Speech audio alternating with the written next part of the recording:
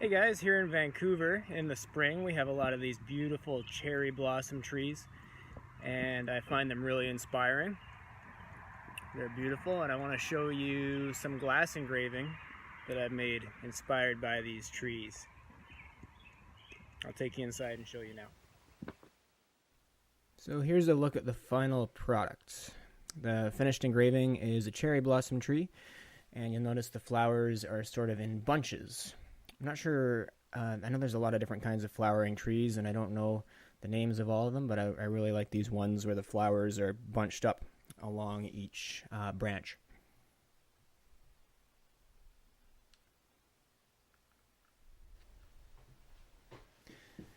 So I think it makes sense to show you this on paper first, since it's going to be easier to see what I'm doing with each piece. And I'll focus mostly on how you make the flowers. There's another video I've made about how to make a tree the way I do it. So it's called Tree Engraved Wine Glass. If you want to see how the branches and the trunk are done, you can check that one out. So for the flowers, I start with these series of bunched up little stems. And the flowers will be on the end of each of these stems. So they're spaced out, and then 3 or 4 of them are sort of put together. And then I add these little flowers to the end of each one.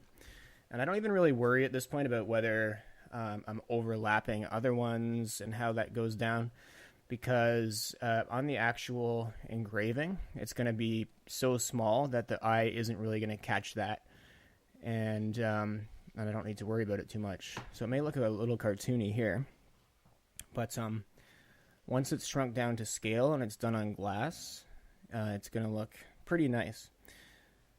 So I've done a couple buds on that little bunch just to show that not every flower on the tree has bloomed yet. There's still a few buds, and I'm trying to capture it during that transition phase of spring.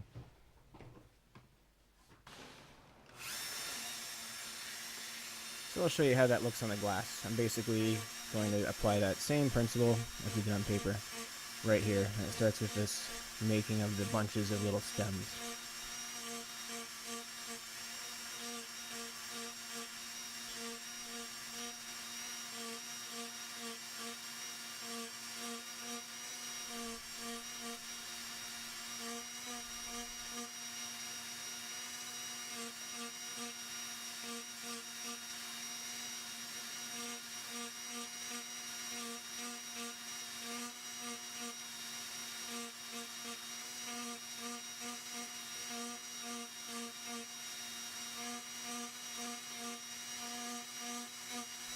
You could add a few leaves here and there in amongst the flowers as well, but I find that it looks pretty complete without that. I might add a couple here and there, but just doing the flowers alone looks pretty complete.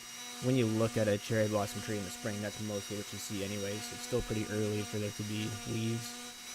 So now I'm adding the flowers to the ends of each of these stems, just as we did in the paper.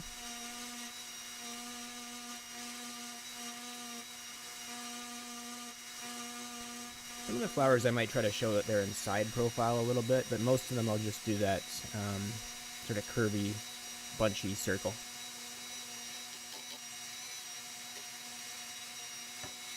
They look a little bit like popcorn if you look at each piece.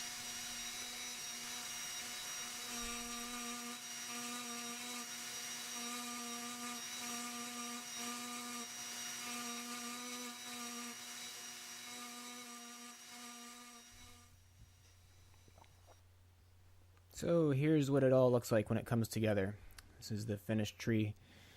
I've done this design on wine glasses as well, and you can check those out at my website at www.randymcveigh.com. You can also check out this YouTube channel for other tutorials, and I'll be hoping to add more shortly. Thank you for watching.